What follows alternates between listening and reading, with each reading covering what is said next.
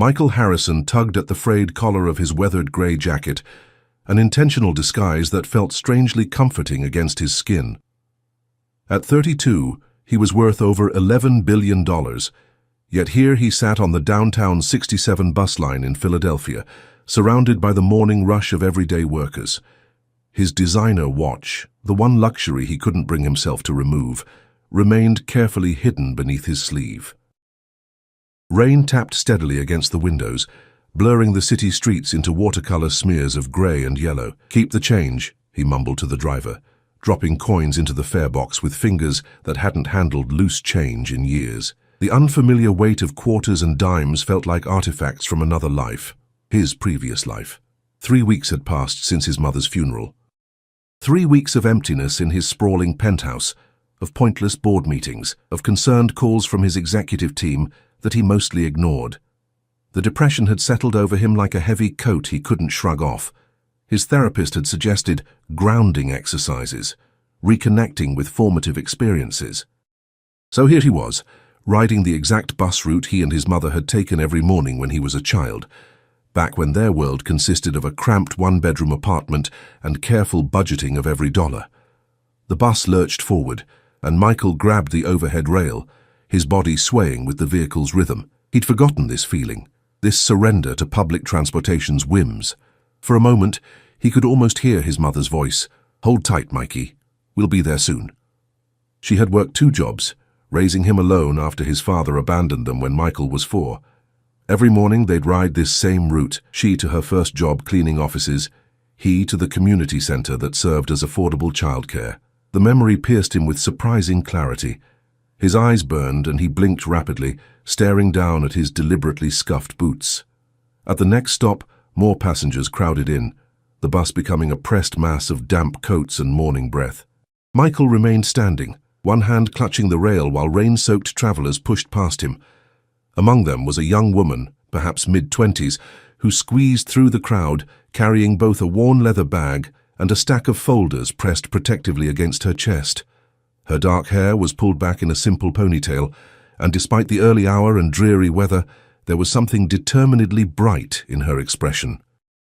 She navigated toward the back, nearly losing her balance when the bus jerked forward again. Michael noticed an elderly man with a cane struggling to remain standing nearby. The young woman noticed too. Without hesitation, she offered the man the last available seat, even though she was clearly exhausted herself, with dark circles shadowing her eyes. "Are you sure, dear?" the elderly man asked. "Absolutely," she replied with a warm smile that transformed her tired face. "I get off in a few stops anyway."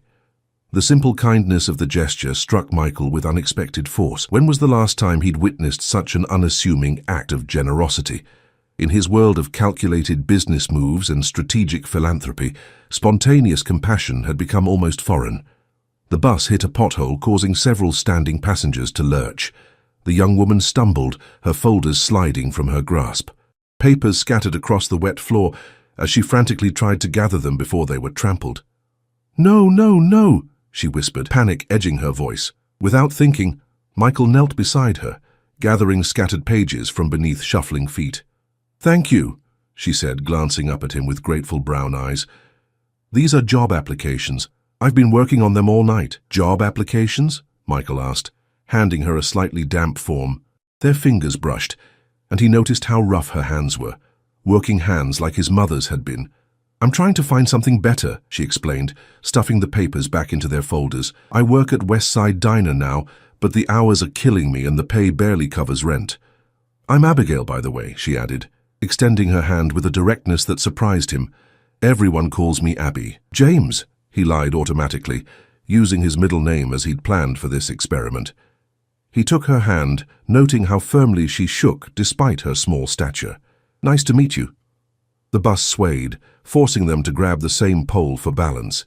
They stood close now, 2 strangers connected by a metal rail and a small act of mutual assistance. "You don't usually take this bus, do you?" she asked. He raised an eyebrow. "How can you tell? You look a little lost.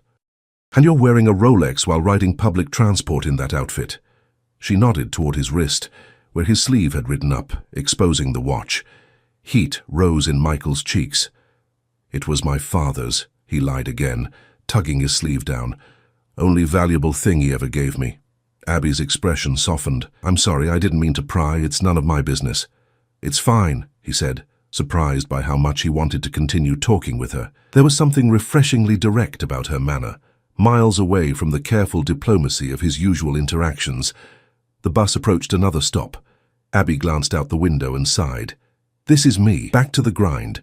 She hoisted her bag higher on her shoulder. "Good luck with whatever brings you to this bus line, James." "You too," he replied, watching as she maneuvered toward the exit. "Good luck with the applications." Just as she reached the door, the bus hit another pothole. Abby stumbled, this time falling hard against the exit rail. One of her folders slipped again, papers sliding beneath seats as the doors opened. Michael moved quickly, helping her up while gathering what documents he could reach. In the chaos, he glimpsed her resume. Abigail Foster, address in North Philadelphia, experience in food service and retail, education at community college incomplete. "Thank you again," she said breathlessly, accepting the rescued papers. "No problem," he replied, suddenly reluctant to let her leave. "Hey, which diner did you say you work at?" "West Side on Market Street," she called back as she stepped onto the sidewalk. "Best pancakes in the city, or so we claim." The doors closed between them and the bus pulled away from the curb. Michael watched through the rain-streaked window as Abby hurried down the street, folders clutched protectively against the drizzle, her figure growing smaller until she disappeared around a corner. He remained standing, gripping the overhead rail, something tugging at his mind. For the first time in weeks, the fog of grief had momentarily lifted, replaced by an unfamiliar sense of curiosity. His mother's voice seemed to whisper in his memory, "Always notice kindness, Mikey. It's rarer than gold." As the bus continued its route, Michael made a decision. His experiment in reconnecting with his past had yielded something unexpected, a glimpse of genuine humanity that had been lacking in his insulated world of wealth and power. When he stepped off at his stop 20 minutes later, he pulled out the phone he'd been ignoring all morning. He had a call to make to his assistant. What Abigail Foster didn't know was that her simple act of kindness had just set in motion events that would transform her life, and perhaps Michael's too, in ways neither could imagine. Back in his penthouse that evening, Michael paced the expansive living room, still dressed in the shabby clothes he'd worn on the bus. The floor-to-ceiling windows offered a panoramic view of Philadelphia's skyline, lights twinkling against the darkening sky. The rain had stopped, but the city remained slick and reflective, a mirror image of itself. "You want me to do what exactly?" Patricia, his chief of staff, asked through the speakerphone. She'd been with him for 7 years and was accustomed to his occasional eccentricities, but this request had clearly caught her off guard. "I want a complete background check on Abigail Foster," Michael repeated, pausing to stare out at the city below. "She works at West Side Diner on Market Street. Lives somewhere in North Philadelphia, mid-20s. And may I ask why Harrison Enterprises is investigating a waitress?" Patricia's tone was carefully neutral. Michael considered telling her about his morning, about riding his mother's old bus route, about witnessing Abby's kindness, but something held him back. These past weeks of grief had been intensely private, and he wasn't ready to explain his emotional pilgrimage to anyone, not even Patricia. "It's personal," he said finally. "And I need a car sent to her tomorrow after her shift, something nice but not flashy." "A car," Patricia repeated slowly, "with a driver?" "Yes, and have them bring her to the Harrison Foundation offices, not the corporate headquarters. I'll meet her there." "Under what pretense? I can't imagine she'll just hop into a strange car." Michael ran a hand through his hair, realizing he hadn't thought this through. Tell her she's being considered for a scholarship program. "The Harrison Foundation is reviewing candidates with financial need and promising backgrounds." The line went quiet for a moment. "Michael," Patricia said finally, dropping the professional formality, "is everything all right? You've been different since your mother passed. We're all concerned." His throat tightened. Patricia had known his mother, had sent flowers to the funeral he'd insisted on keeping small and private. "I'm fine," he said automatically, "just working through some things." After ending the call, Michael walked to his bedroom and opened the closet door.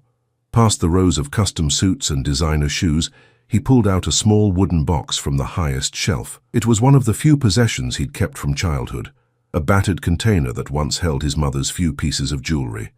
Inside lay a worn bus pass from 25 years ago, his mother's employee ID from the office cleaning company, and a faded photograph of the two of them at a community fair. 8-year-old Michael grinned at the camera, missing his front teeth, while his mother stood behind him, hands on his shoulders, her smile tired but genuine. "What would you think of all this, Mom?" he whispered to the empty room. "Of what I've become." Throughout his meteoric rise in the tech industry, his mother had remained in the same modest neighborhood, refusing his offers of a larger home or financial assistance beyond what she deemed reasonable. "I raised you to stand on your own feet, Michael Harrison," she'd say. "Let me do the same." Her fierce independence had been both frustrating and admirable. Now he wondered if she'd recognize the man he'd become, isolated in his success, disconnected from the very world that had shaped him, the world she had remained part of until cancer took her 3 months ago. The next morning, Michael found himself across the street from West Side Diner, once again dressed in his disguise, watching through the large windows as Abby moved efficiently between tables. Despite the breakfast rush, she maintained the same bright energy he'd glimpsed on the bus, smiling genuinely at customers, pausing to chat with an elderly couple in the corner booth. Almost without conscious decision, Michael crossed the street and entered the diner. A bell jangled overhead, and the warm smell of coffee and pancakes enveloped him. He slid into a booth by the window, accepting a laminated menu from a teenage server. "Just coffee for now," he told the teen, his eyes following Abby as she balanced 3 plates along her arm with practiced ease. He sipped his coffee slowly, watching her work. There was something compelling about her efficiency, about the way she remembered orders without writing them down, about how she seemed to anticipate her customers' needs before they voiced them. Patricia had sent the background information to his phone that morning. Abigail Foster, 25 years old, parents deceased, mother from cancer 5 years ago, father from a heart attack when Abby was 16, no siblings. Associate's degree in business administration from Philadelphia Community College, with outstanding student loans. Currently working 2 jobs, waitressing at Westside and weekend shifts at a convenience store. Applying to complete her bachelor's degree at Temple University, but struggling with finances. No criminal record, excellent credit despite her limited income. Volunteer at a local animal shelter twice monthly. A life of quiet dignity and persistence, of working hard without complaint. A life not unlike his mother's. "James, from the bus?" Abby's surprised voice broke through his thoughts. She stood beside his table, coffee pot in hand. "Fancy meeting you here." Michael felt his face warm at being caught essentially spying on her. I thought I'd try those best pancakes in the city you mentioned." Her face lit up. "You remembered? They really are good, especially with our homemade blueberry syrup." She topped off his coffee without asking. "You look like you could use the calories, to be honest. No offense." He laughed, surprised by her forthright manner. "None taken. I'll trust your recommendation." 1 stack of blueberry pancakes coming up. She turned to leave, then paused. "So, did you find what you were looking for?" "What do you mean?" "On the bus yesterday. You seemed like you were searching for something." The question hit closer to home than she could possibly know. "I'm not sure yet," he answered truthfully. "Maybe." Her eyes studied him curiously before she nodded. "Well, I hope you find it. The pancakes might help. Carbs are good for existential crises." With a wink, she headed toward the kitchen. Michael watched her go, feeling strangely exposed despite his disguise. There was something unnervingly perceptive about Abigail Foster. An hour later, after leaving a tip larger than his actual meal cost, Michael stood outside the diner watching as Abby finished her shift. Patricia had confirmed the car would arrive at 2:30, just as Abby clocked out. Now he wondered if this plan was foolish or even inappropriate. What was he hoping to accomplish? His phone buzzed with a message from Patricia. "Car arriving now. Driver has the scholarship story ready. Are you sure about this?" Before he could reply, a sleek black Audi pulled up in front of the diner. Right on cue, Abby emerged, changed from her uniform into jeans and a simple blue sweater. The driver approached her, and Michael watched their exchange from across the street. He was too far to hear their conversation, but he could see Abby's expression shift from confusion to surprise to cautious excitement. After a brief hesitation, She climbed into the back seat. The car pulled away smoothly, heading toward the Harrison Foundation's downtown offices, where Patricia was waiting to continue the charade until Michael arrived for their interview. As he flagged down a taxi to take him back to his penthouse to change, Michael felt a twinge of guilt about the deception. Yet beneath that guilt lay something else, a sense of purpose he hadn't felt since before his mother's illness. For reasons he couldn't fully articulate, helping Abigail Foster suddenly mattered deeply. What he couldn't have predicted was how quickly his carefully constructed plan was about to unravel, or how the consequences would force him to confront truths about himself he'd spent years avoiding. Abby sat in the back seat of the Audi, fingers nervously tracing the stitching on the leather interior. Through the tinted windows, Philadelphia passed in a blur of buildings and afternoon sunlight.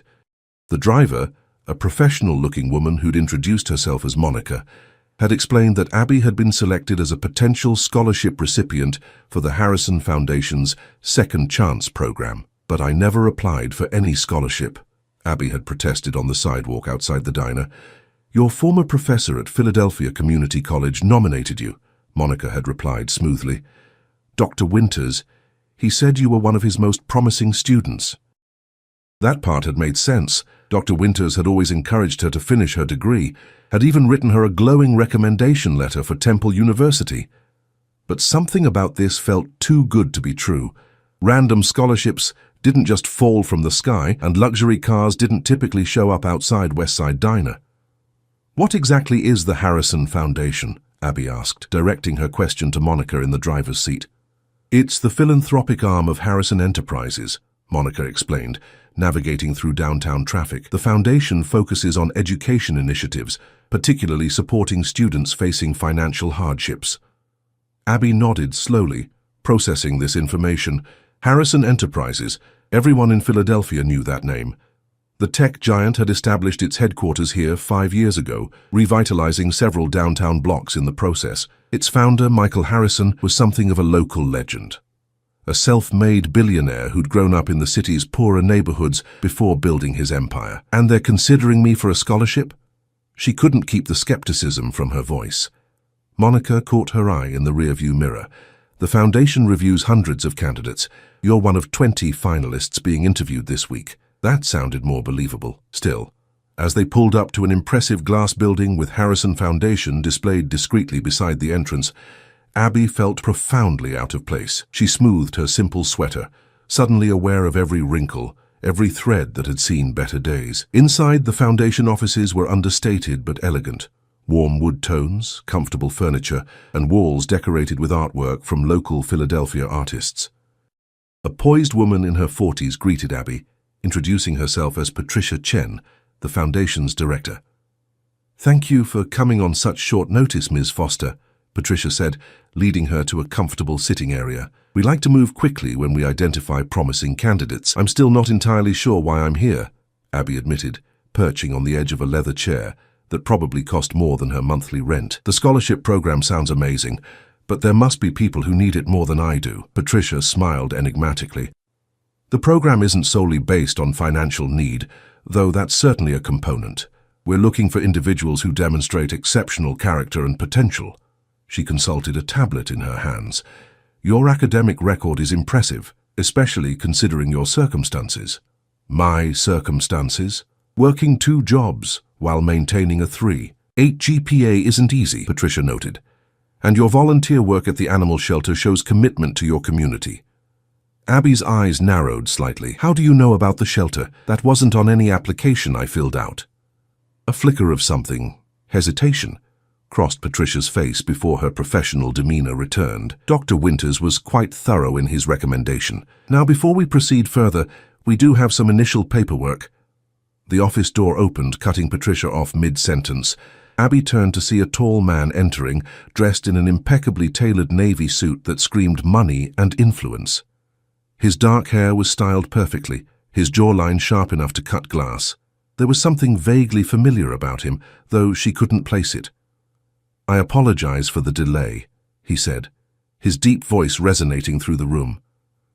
"Traffic was terrible." Patricia stood immediately. "Ms. Foster, allow me to introduce Michael Harrison," Abby finished automatically, recognition dawning as she rose from her chair. His face was plastered across business magazines and local Philadelphia press. Then her eyes met his, and a jolt of familiarity struck her from a completely different source. "Wait, James?" The billionaire froze, his confident demeanor faltering for just a moment. In that instant of unguarded surprise, Abby saw clearly what had been nagging at her. Beneath the expensive suit and perfect grooming stood the same man who had helped gather her scattered papers on the bus. "You two have met?" Patricia asked, confusion evident in her tone. Michael Harrison, not James, recovered quickly. "Ms. Foster and I had a brief encounter yesterday," he said smoothly. "Though I wasn't properly introduced." "Because you were pretending to be someone else," Abby said flatly. The pieces were falling into place with disturbing clarity. "The scholarship program isn't real, is it?" Patricia glanced between them, clearly caught off guard by this unexpected development. "The scholarship is real," Michael insisted, stepping further into the room. "Though I admit the circumstances of bringing you here were unorthodox." "Unorthodox?" Abby repeated, incredulity rising in her voice. "You lied to me on the bus, then you showed up at my workplace. Now I find out you've been investigating me." She turned to Patricia. "How else would you know about the animal shelter? My work schedule? My GPA?" The room fell silent. Patricia looked to Michael, clearly waiting for his lead on how to proceed. "Perhaps I should explain," Michael said quietly. "In private, if you don't mind, Patricia." With a professional nod, Patricia excused herself, leaving Abby alone with the billionaire. The moment the door closed, Abby crossed her arms defensively. "I'm listening," she said, "and it better be good because right now this feels incredibly creepy." Michael ran a hand through his perfect hair, disheveling it slightly in a gesture that reminded her more of James from the bus than the polished CEO she'd seen in news photos. "My mother died 3 weeks ago," he said abruptly. Whatever explanation Abby had been expecting, it wasn't this. Her arms slowly uncrossed. "I'm sorry for your loss," she said automatically, genuine sympathy tempering her anger despite herself. "She raised me alone in North Philadelphia. We were poor. Food stamps, community assistance programs, the works." He walked to the window, looking out over the city. "Every morning we rode the 67 bus together. She'd take me to the community center before her cleaning job." Abby remained silent, watching as the powerful man before her seemed to shrink slightly with each word, the weight of grief visible in the set of his shoulders. "Yesterday was the first time I'd been on that bus in 20 years, he continued. "My therapist suggested reconnecting with formative experiences to process the grief. It sounded ridiculous, but I was desperate. Depression isn't something my board of directors is comfortable acknowledging in their CEO." He turned back to face her, and Abby was startled by the raw vulnerability in his expression. "Then I saw you give up your seat to that elderly man. I saw you help strangers without hesitation, despite clearly being exhausted yourself. It reminded me of my mother, of the values she instilled in me that somewhere along the way I've forgotten. So you decided to, what? Study me like some kind of specimen of common decency?" The words came out harsher than Abby intended. Michael flinched. "When you put it that way, it sounds terrible." "Because it is terrible. Normal people don't send luxury cars and create fake scholarship programs when they meet someone interesting." "The scholarship isn't fake," he insisted. "The Harrison Foundation has helped hundreds of students complete their education." "But you didn't bring me here because of my academic record," Abby pointed out. "You brought me here because I was nice on a bus. That's not how scholarships work." Michael's expression shifted, a flicker of shame crossing his features. "You're right. I apologize for the deception. The truth is..." He paused, seeming to struggle with what to say next. "The truth is, I haven't felt anything real since my mother's diagnosis 18 months ago. Then yesterday, watching you, your kindness, your resilience, something broke through. I wanted to help you the way you helped that man on the bus, the way you helped me without even knowing it." Abby stood silently, processing his words. Part of her wanted to walk out immediately. This whole situation was bizarre, borderline manipulative. Yet another part recognized the genuine pain in Michael Harrison's eyes, so at odds with his public image of unwavering confidence. "I should go," she said finally. "Whatever you're looking for, Mr. Harrison, I don't think I can provide it." She moved toward the door, but his voice stopped her. What if I told you the foundation is prepared to cover your full tuition at Temple, plus living expenses? Abby's hand froze on the doorknob. The offer was tempting, life-changing even. With a full scholarship, she could quit her second job, focus on her studies, finally complete the degree she'd been working toward for years. But at what cost? She turned back slowly, meeting his gaze directly. I'm not a charity case, and I'm definitely not your path to redemption, Mr. Harrison. What happened next would alter the trajectory of both their lives in ways neither could possibly anticipate. You're absolutely right, Michael said, the words surprising even himself. You're not a charity case or my path to redemption. That was presumptuous and frankly condescending of me. Abby's hand remained on the doorknob, but she didn't turn it.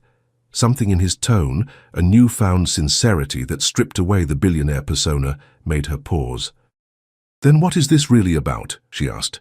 No more stories, no more manipulations, just the truth. Michael gestured to the chairs they'd abandoned. Would you sit? Please, 5 minutes, and then, if you still want to leave, my driver will take you wherever you want to go. After a moment's hesitation, Abby released the doorknob and returned to her seat. Michael sat across from her, not behind the imposing desk as she might have expected, but in an adjacent chair that placed them on equal footing. The truth is complicated, he began. But you deserve to hear it. He leaned forward, elbows on his knees. When my mother died, I lost the only person who knew me before all this. He gestured vaguely at the office, the building, the empire he'd built. The only person who would call me out when I was being an entitled jerk or forgetting where I came from. And now you're worried there's no one left to keep you honest, Abby suggested. A sad smile touched his lips. Something like that. Yesterday on the bus, watching you, someone who clearly has struggles of their own but still makes space for kindness, I realized how isolated I've become in my success. How the higher I've climbed, the fewer real connections I've maintained. So you thought buying me a scholarship would make us, friends?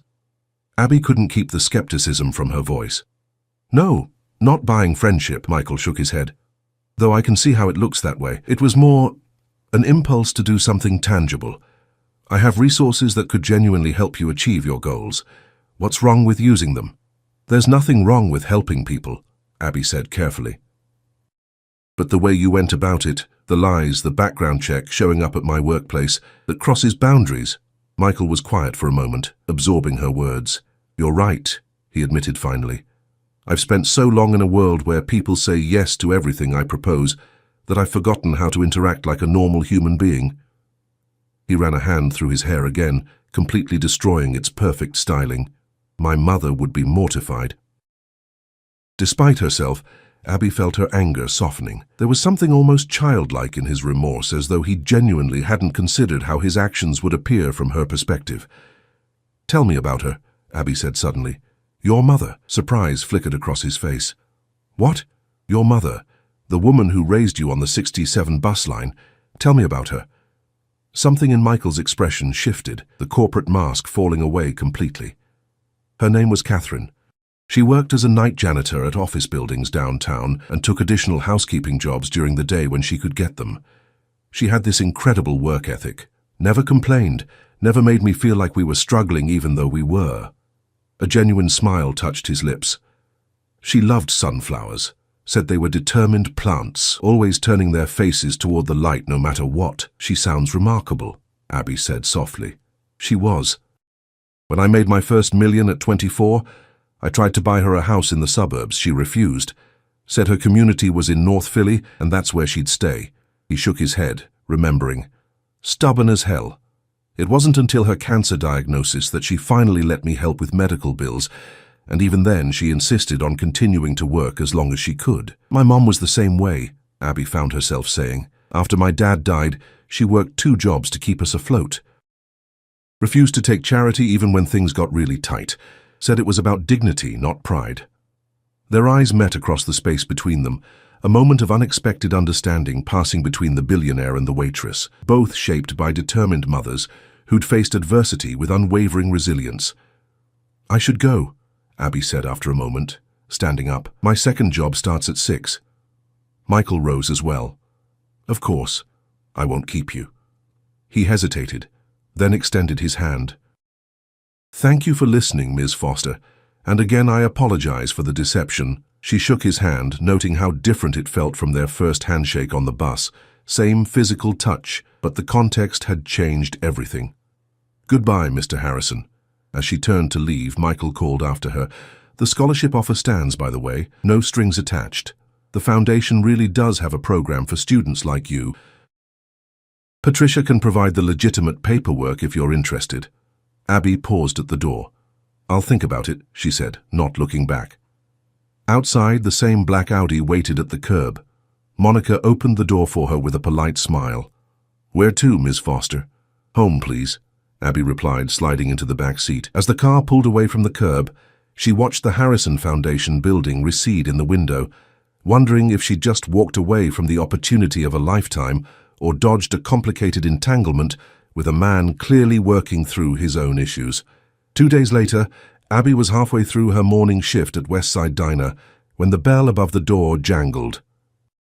She looked up to see Michael Harrison, dressed again in the worn jacket and jeans of his James disguise, standing awkwardly in the entrance.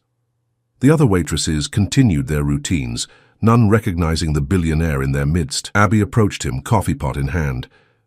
"Table for one." "Actually," he said, "I was hoping to talk to you when you have a break." 20 minutes later, they sat in a quiet corner booth, 2 cups of coffee between them. Michael had removed his jacket, but kept his head slightly down, clearly trying to avoid recognition. "I've been thinking about what you said," he began, "about boundaries and normal human interaction." "And?" Abby prompted when he paused. "And I realized I don't want to be the kind of person who throws money at problems, even with good intentions." He met her eyes directly. "I want to be the kind of person my mother raised me to be." Abby stirred her coffee slowly. "What does that look like?"